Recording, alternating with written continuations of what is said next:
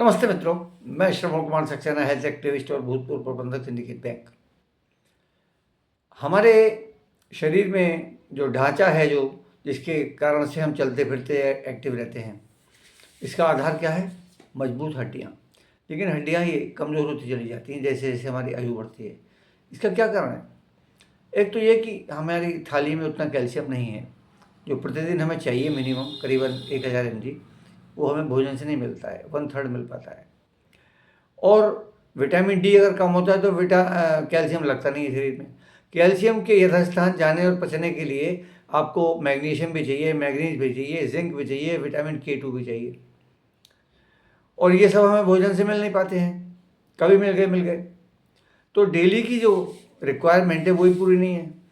तो कैल्शियम अगर कम है, हड्डियाँ, विटामिन डी कम है, तो क्या होता है कि जोड़ और हड्डियां सब कमज़ोर होते चले जाते हैं।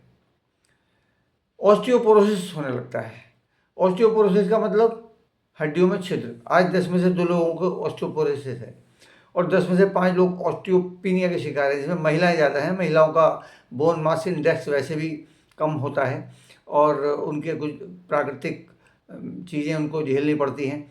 जैसे मेनोपॉज है तो उनका जो हार्मोन है एस्ट्रोजन, उसका उत्पादन कम हो जाता है। तो उससे, और ये अचानक होता है कि निकल जाता है मामला कि भाई ऑस्टियोपोरोसिस से हड्डियाँ भंगुरता बहुत ज़्यादा बढ़ गई है। तो इसका मतलब क्या है? जो बेस्ट फ्रेंड कहलाते हैं ना महिलाओं के, वो कहलाते हैं कैल्शियम और आयरन।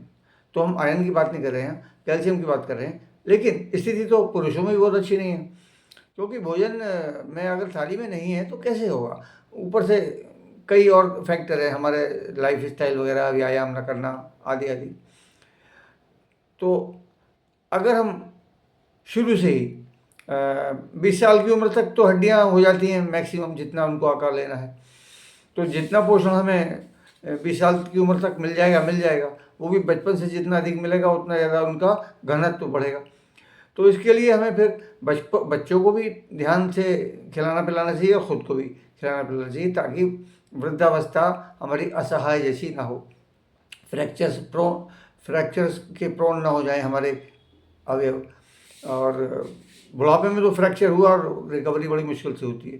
तो इसलिए जो है अभी से ध्यान रखें, हमारी मसल्स और हमारी हड्डियाँ मजबूत रहनी चाहिए। हमारा हार्ट भी जो है क्या है? हार्ट भी एक मसल है, तो इसको मजबूत रखें कृपया।